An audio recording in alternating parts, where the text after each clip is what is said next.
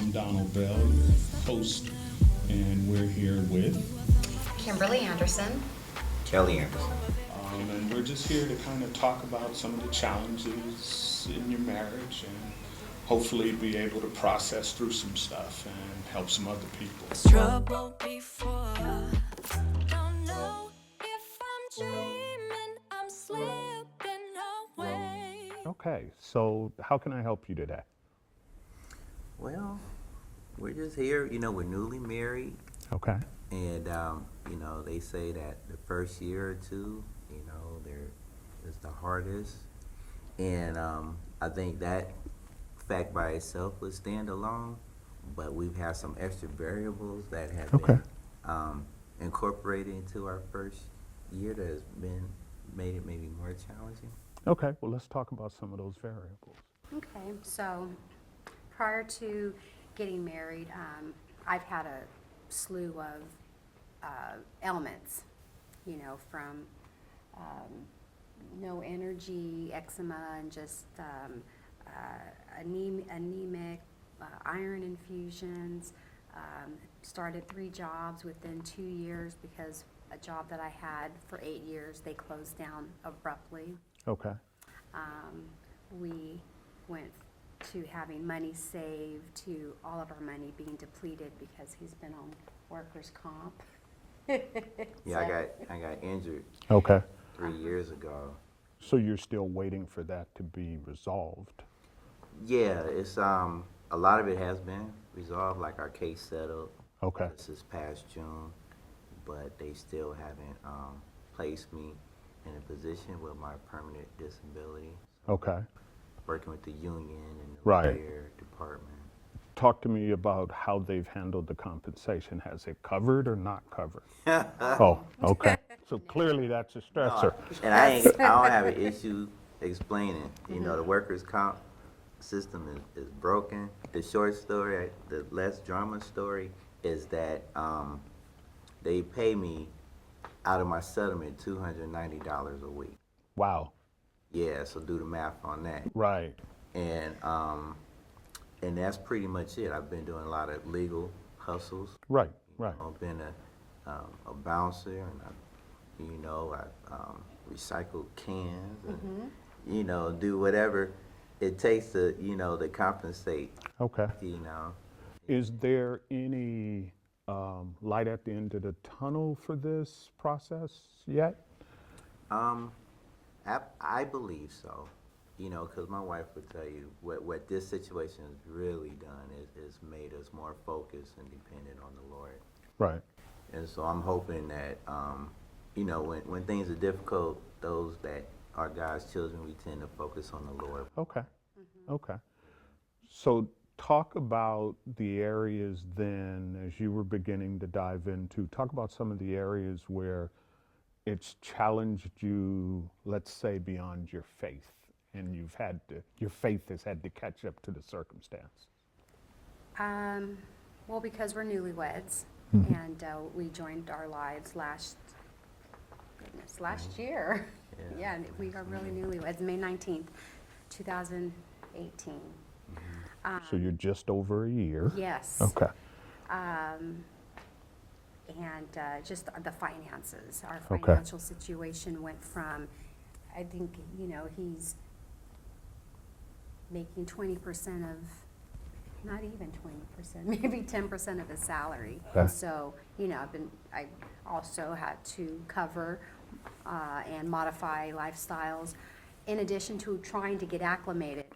Right, to just married, being married. because we haven't done a lot of things that we should have done by now in terms of joint accounts and budgeting, and we're in the midst of that, but it's just like a monkey wrench has been thrown into the mix. And then on top of that, though, my health, and so we just had kind of like wave after wave. You're in the water, Right. and I'm breathing for a minute, and then another wave, and so we're just trying to stay afloat. And so I think what's been jeopardized has been some of our peace, Okay.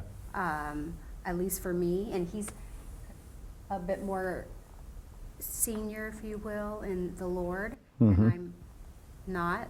Okay. And so, and I'm a very self-sufficient person, so it's been very difficult to surrender, Okay. as he's mentioned, to lean on God more. And so just, I don't know, it's just been a huge challenge. So if I get what you're saying, you're used to being able to control and prevent problems. And now, as this wave of challenges are coming, it's kind of challenging what you've anchored your life around. Yes, yes. Talk to me about that. I've come from being a single mom, a young single mom, to navigating this world and, in my mind, conquering it and controlling it and managing it. Okay. And so now that we got married, and I knew it would be an adjustment, but then other factors got thrown into it. Okay. And so now there's no control. Right. And it's a matter of patience and having to wait and hear him say things that I'm not used to. But yes. Among which are what? Pray. That challenge you. What do you mean? Among the things he's had to say, you said that with the notion that some of the things he's saying is now challenging you. So what are, for the two of you? Relinquishing control and praying and trust and having and really testing your faith. Okay. So as this has tested your faith, how has it tested the marriage?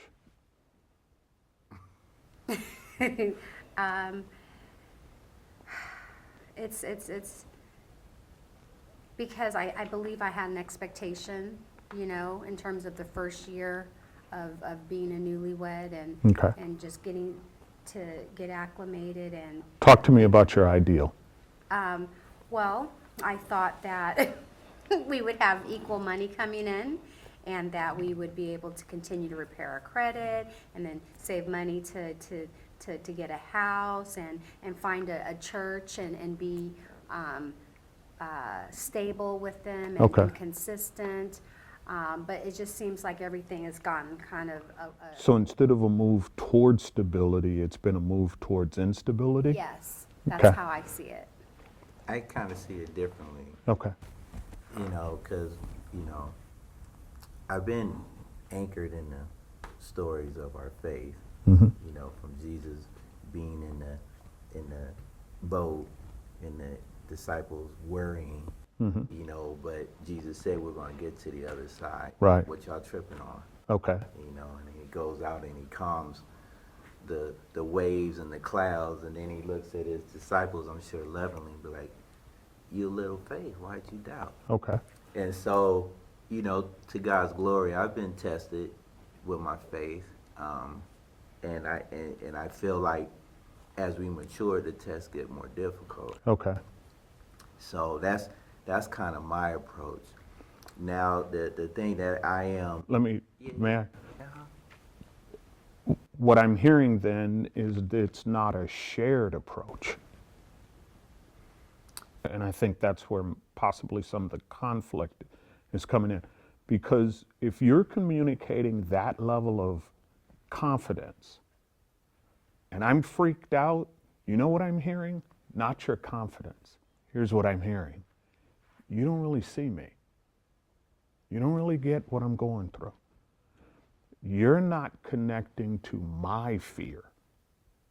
And I'm just hearing faith, faith, faith, but I'm looking and I'm seeing you've had a history that puts you in this solid place. I don't share that history. So as I'm now panicking, it could be that your assurance feels like dismissal.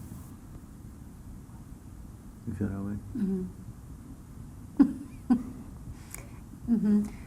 And I agree with that because it's just, when I'm panicking, I need for you to pay attention to me because I'm not in your position. I don't have your history like he was sharing, so I don't know how to navigate through this new norm. Right. at all. Right. And especially when you've been accustomed to doing things a certain way or your way, and you're learning how to decrease and let God increase, but then you have all these other things going Right. on. And then doesn't help with the medical issues. Right. Lack of energy and all of that. But yes, I believe that was a good statement. Okay. Me too. Me too. The way I perceive it, but I'm gonna take in what you're telling me, is that I need to be the stronger one because I have the, lack of a better word, experience Right. with how to approach these challenges. So I try to be the stronger one, but I definitely don't want to dismiss you. I want to validate you because we're going through it together. you Right. know. So, for example, I'll stress out on something, or I'm sad, or Right. we're not able to pay the rent, or maybe it might be late, he'll say, "Well, just have faith, just pray about it," and I feel like, Well, I Right. would say just pray about it. We But- pray about it. Don't be but- like, go to your closet I- and pray. Right. But understand the key is what she's hearing. Yeah. And if we're dialoguing and I'm trying to communicate emotionally and you lead with your faith and not your heart, I'll never connect with your faith. So let's even take Jesus for example. If you look at connections where Jesus connected with people, a lot of times if you read the Gospels, he connected in ways that were relational first, On their level. faith later. Yeah. So when she's sharing, I'm panicking. Well, prayer, I'm raised that prayer works, but everything works in its context and sequence.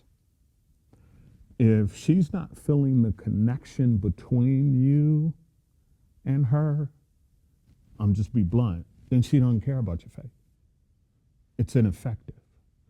Because to share your faith, she has to share your heart.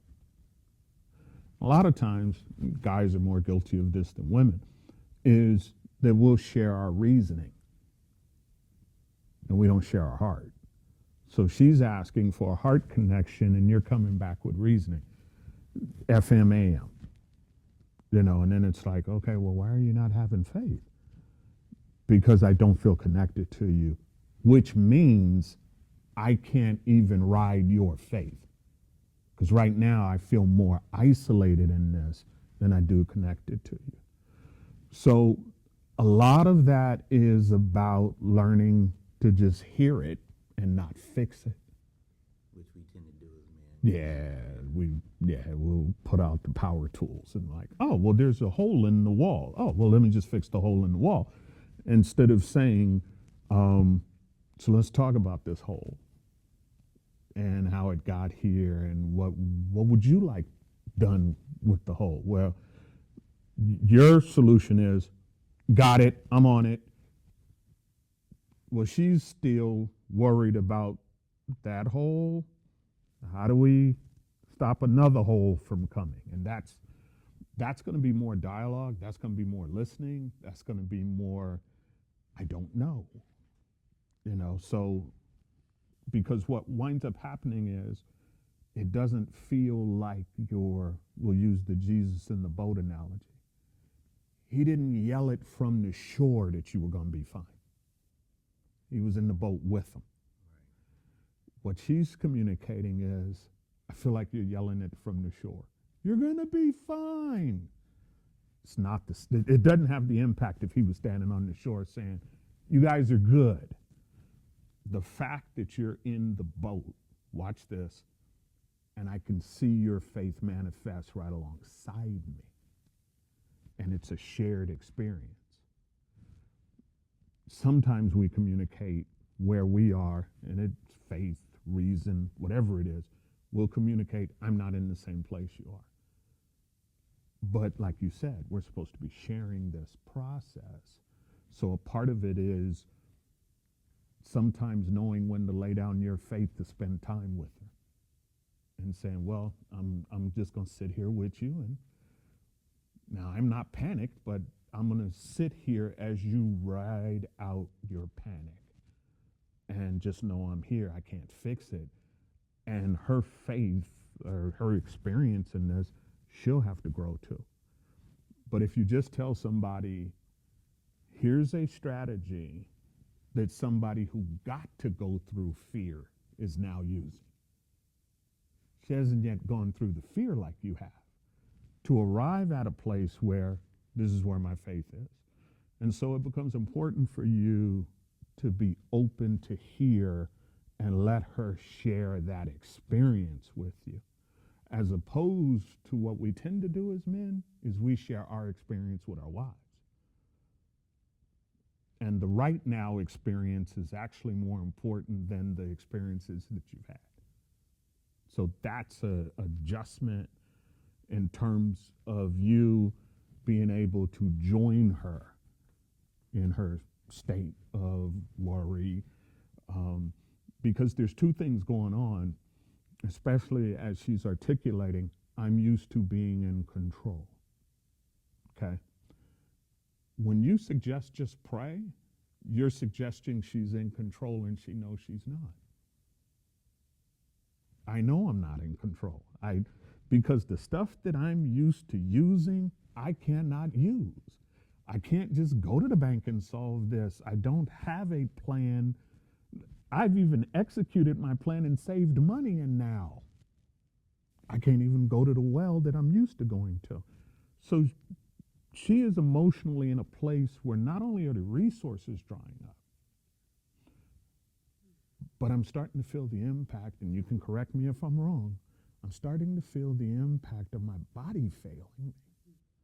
So I got two tracks coming together when I'm not feeling financially secure at this point. I'm now kind of waiting for the next shoe to drop.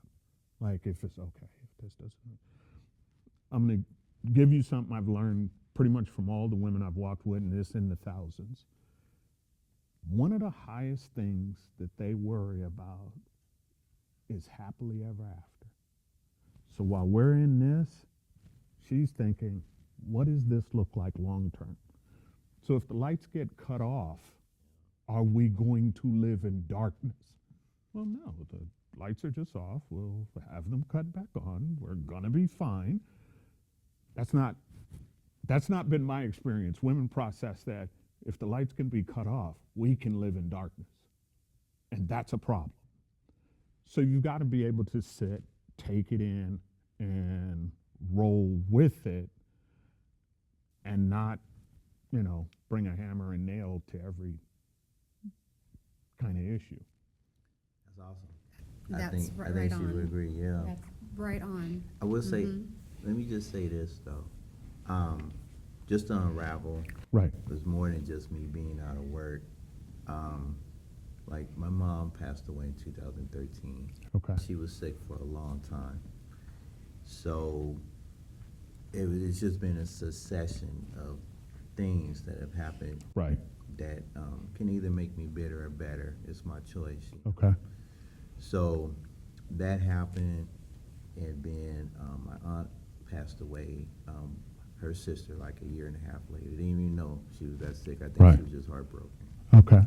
And then the injury happened, and I am permanently disabled, a herniated disc. And then they put me off of work, and then I had money saved up, and like when we were together, I mean, we would go out the country every year because, she had a child young, and I felt like one of the things I wanted to do for her, for us to experience is the world and enjoy each Right. other, those things she didn't get to have. And then all that's gone, and the savings are gone. And then people who really don't have a vested interest in me Right. are just, playing with my life, playing with our lives. And it's very frustrating. So talk to her about the powerlessness and the effect it's having on your manhood. And there it is. That's the exact thing. I think I overcompensate.